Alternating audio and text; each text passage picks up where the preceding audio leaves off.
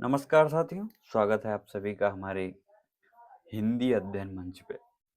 मैं गोविंद कुमार, आप सभी को आज हम पढ़ाएंगे यूनिट 5। यूजीसी के यूनिट 5 में हमारा लगा हुआ है कविता, जिसमें हमारी सबसे पहले कविता है रेवा तट, जिसके लेखक चंद बरदाई हैं। ठीक है, ये हमारे लेखक हो गए चंद बरदाई। ठीक है, अब हम बात करेंगे इसमें किसको आधार बनाकर क्या किया गया है, इसमें कितने सर्ग हैं, इसमें किसका जिक्र किया गया है। ठीक है, तो सबसे पहले हम बात करेंगे चौहान वंश के राजा पृथ्वीराज को आधार बनाकर लिखे गए महाकाव्य पृथ्वीराज रासो में कुल 69 समय या सर्ग हैं। ठीक है, जो पृथ्वीराज रासो है या हिंदी का प्रथम प्रथम महाकाव्य है। ठीक है, ये भी बहुत जरूरी है, बहुत ही इम्पोर्टेंट है। रेवा तट चंद बरदाई कृत पृथ्वीराज रासो का 27वां सर्ग या समय है। ठीक है, बहुत ही महत्वपूर्ण है ये।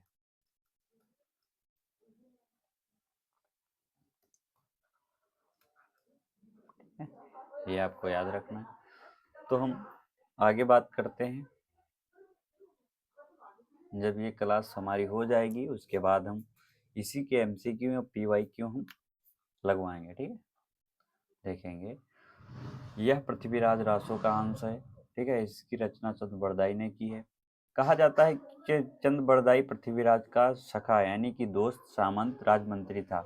आचार्य हजारी प्रसाद द्विवेदी ने अर्ध प्रमाणिक मानते हुए इसके उसी अंश को प्रमाणिक माना है जिसका प्रारंभ सुख सुख की संवाद से हुआ है। ठीक है, सुख सुख की संवाद क्या होता है, यानी तोता मैना की कहानी का। ठीक है, संवाद में से होते बातचीत, तोता मैना की आपस में बातचीत, इसी को सुख सुख की संवाद कहा जाता है। उनका प्रमुख तर्क यह है कि आदिकाल में प्रचलित संवाद शैली, बातचीत शैली में ही पृथ्वीराज रासो की रचना हुई है।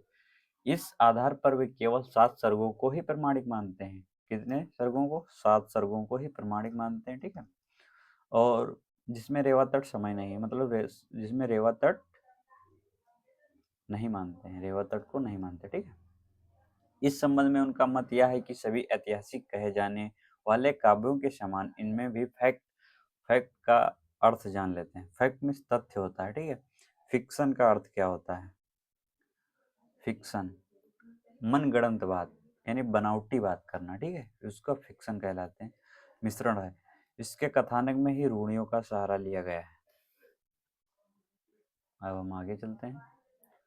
इसमें भी रस रष्ट की और ध्यान दिया गया है। रस रष्ट क्या होता है, जो बहुत ही जरूरी है आपको जानना, बहुत ही जरूरी है ये शब्द जानना, रस रष्टि। ठीक है, काव्य या नाटक में जो आनंद की प्राप्ति होती है उसे रस रष्टि कहते हैं। कवि की कल्पना का समावेश भी है। ठीक है, इसमें कल्पना का समावेश भी पाया जाता है। ठीक है, ये भी ध्यान रखना। सबसे अगर हमारी महत्वपूर्ण लाइन है तो ये है हमारी। ठीक है, जिसे हम हाईलाइट करके रखा है। रेवा तट समय में, रेवा तट के सर्ग में या रेवा तट के समय में पृथ्वीराज रासो ने रेवा नदी के तट पर जो भयानक युद्ध मोहम्मद गौरी से किया है उसका वर्णन यहाँ मिलता है। ठीक है, तो हम बात करते हैं आगे। अब जो जो आपको ध्यान रखना है वो हम बताते चलेंगे, आप केवल कविता पढ़ते जाएं। ठीक है, पृथ्वीराज रासो में 69 सर्ग या समय है। रेवत तट समय पृथ्वीराज रासो का 27वां, यानी जो हम बता चुके हैं 27वां सर्ग है। इसमें दिल्ली के महाराजा पृथ्वीराज चौहान तथा साबुद्दीन गौरी के रेवा तट पर होने वाले संघर्ष का वर्णन है। जब साबुद्दीन को अपने गुप्तचरों द्वारा ज्ञात होता है, गुप्तचर क्या होता है, सबसे महत्वपूर्ण शब्द है ये, गुप्तचर, जासूसी करने वाला। ठीक है, उसके द्वारा पता होता है कि पृथ्वीराज चौहान रेवा तट, यानी जो रेवा नाम है ये नर्मदा नदी का पुराना नाम है। ठीक है, तट के समीप वन आखेड़ में रथ हैं, यानी कि बिजी हैं समीप। तो वह अपनी सेना सहित पृथ्वीराज पर आक्रमण कर देता है, परंतु पृथ्वीराज चौहान शीघ्र ही मोर्चा मोर्चा भी समझना आपके लिए उतना ही जरूरी है जितना कि आपको ये कविता समझनी जरूरी है, ठीक है। लड़ाई की अग्रिम पंक्ति मतलब जो लड़ाई होने वाली है उसके आगे ही जाकर उसको रोक देना, संभाल लेना, इसी को मोर्चा कहते हैं। और उसकी सेना को छिन्न भिन्न करके उससे बंदी बना लेना, उसकी सेना को मार करके घायल करके उसको बंदी बना लिया जाता है। किसको बंदी बना लिया जाता है, आप बताएं। अपनी सेना सहित पृथ्वीराज पर आक्रमण करके, परंतु पृथ्वीराज चौहान शीघ्र ही मोर्चा संभाल लेते हैं और उसकी सेना को, साबुद्दीन की सेना को बंदी बना लेते हैं, साबुद्दीन को, ठीक है। अब हम बात आगे करते हैं, जो भी बहुत बहुत महत्वपूर्ण फैक्ट है हमारा ये रहा, ठीक है।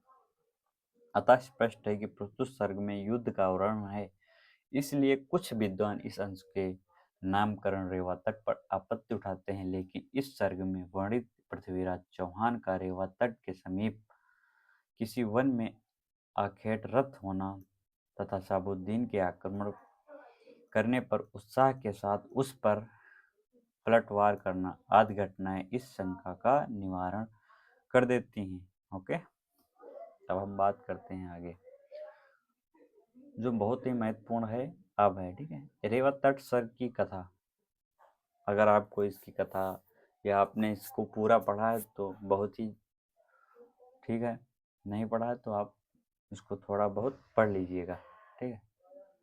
पृथ्वीराज चौहान के सेनापति चामन राय देवगिरी को जीतने के बाद कवियों ने पृथ्वीराज चौहान की कीर्ति क्या होता है, प्रसिद्धि या महिमा का कला का व्याख्यान मतलब व्याख्या की है, व्याख्या, ठीक की है, बहुत ही जरूर रखना है।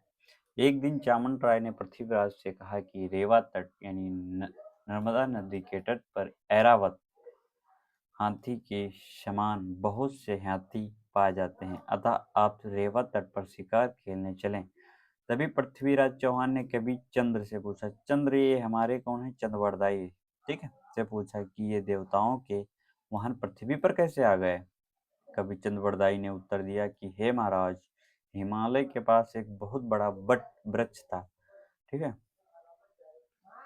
वट मतलब बहुत बड़ा ही वृक्ष था जो कि 100 योजन तक फैला था।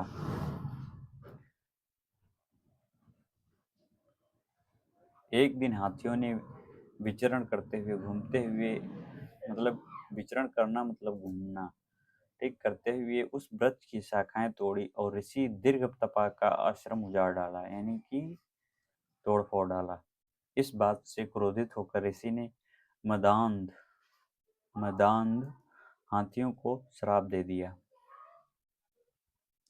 इस कारण हाथी तब से गतिविहीन हो गए हैं। तब मनुष्यों ने उन्हें अपनी सवारी बना लिया है। कवि चंद्र ने आगे बताया है कि अंग देश के एक वन में लोहिताक्ष सरोवर पर उन श्रापित यानी जितने श्रापित हाथी थे, हाथियों का झुंड क्रीड़ा करता है। क्रीड़ा में होता है खेल करना, और खेलने के लिए जो आनंद प्राप्त करना उसे क्रीड़ा कहते हैं, ठीक है। अब हम बात करते हैं आगे की ओर। वहां के सभी राजाओं ने पृथ्वीराज का स्वागत किया। कहाँ के राजाओं ने स्वागत किया और पृथ्वीराज ने भी वहां खूब शिकार का आनंद लिया, ठीक है। उसी समय लाहौर के शाह चंद्र पुंडीर दाहिम का पत्र मिला कि जिसमें लिखा था कि शाहबुद्दीन गौरी ने चौहान पर आक्रमण करने के लिए एक बड़ी सेना तैयार की है। चंद्र पुंडीर के पत्र को पढ़कर चौहान लाहौर की ओर चल दिए। सॉरी, पृथ्वीराज ने सभी सामंतों के मंत्रण करके गौरी के युद्ध की घोषणा की, ठीक है। मंत्रणा मतलब होते हैं किसी महत्वपूर्ण विषय पर विचार करना, इसका अर्थ है किसी महत्वपूर्ण विषय पर विचार करना, ठीक है। अब हम आगे बात करते हैं। चंद पुंडीर के अपनी सेना को लाहौर में गौरी की सेना को रोकने के लिए सावधान कर दिया, ठीक है। गौरी ने चिनाब नदी को पार किया जहां उसका मुकाबला चंद पुंडीर से हुआ। चंद पुंडीर ने अपने 5 वीरों को मरते ही गौरी के सामने आत्मसमर्पण कर दिया, क्योंकि वो हार मान लिया। ठीक है, तभी चौहान के दूतों ने उसे बताया कि तातार मारूफ खां गौरी का प्रधान सेनापति लाहौर से केवल 5 कोस दूरी पर है। ठीक है, यह सुनकर पृथ्वीराज ने गौरी की सेना पर आक्रमण कर दिया। पृथ्वीराज चौहान ने गौरी की सेना पर आक्रमण कर दिया है। उसके बाद क्या होता है, नगारों के बजते ही हाथियों के घंटे गनगना गए। चौहान की सेना के लोहे के बाणों को देखकर गौरी की सेना घबरा गई। दोनों ओर से सेनाएं भिड़ गई। चौहान पक्ष के साथ साथ गौरी पक्ष के भी अनेक वीर योद्धा मारे गए। श्यामर शंभर सिंह, ये आपको याद रखना है। श्यामर शंभर सिंह, सोलंकी माधवराय, गरो गोविंद, पतंग जयसिंह चंद्र, पुंडीर, कुरम्ब, आहुट, लखन, लोहना आदि, इतना आपको याद रखना है। ये हमारे प्रश्न में पूछे जा सकते हैं। ठीक है, प्रश्न। आज बहुत से वीर मारे गए। 4 दिन तक का युद्ध निरंतर चलता रहा है। इसमें बहुत ही महत्वपूर्ण है कि युद्ध कितने दिन चला। युद्ध कितने दिन चला? 4 दिन। ये आपको याद रखना है। चौथे दिन चौहान के एक योद्धा गुज्जर ने गौरी को पकड़ लिया। गौरी को किसने पकड़ा, ये भी पूछा जाएगा। तो गुज्जर ने, ठीक, ये याद रखना है आपको। सुल्तान गौरी को हाथी पर बांधकर दिल्ली ले गया। ठीक है, वहां वह फिर 1 माह और 3 दिन पृथ्वीराज की कैद में रहा। अब सबसे महत्वपूर्ण जो है ये है 1 माह और 3 दिन। ठीक है, ये आपको याद रखना है। पृथ्वीराज के कैद में रहा। साबुद्दीन ने अमीरों के पृथ्वीराज के गौरी को छोड़ने की विनती की और दंड स्वरूप 9000, ये भी आपको याद रखना, 9000 घोड़े और 700 इराकी जो मुद्राएं होती, ठीक है, घोड़े, 8 सफेद हाथी, 20 ढली हुई ढालें, गजमुक्ता और अनेक मणिकाएं में होता है मणि दिए। तत्पश्चात पृथ्वीराज चौहान ने गौरी से संधि कर ली और पहना ओढ़ाकर उसे उसके घर भेज दिया। संधि में क्या होता है, जुड़ गया। ठीक है, संधि में होता परिवर्तन। रेवा तट सर्ग की कथा समाप्त हो जाती है। तो ये आपको वीडियो कैसी लगी हमारे कमेंट बॉक्स में ज़रूर बताएं। इसके बाद जो हमारी क्लास आएगी वो रेवा तट के महत्वपूर्ण PYQ MCQ क्वेश्चन आपको करवाए जाएंगे। धन्यवाद।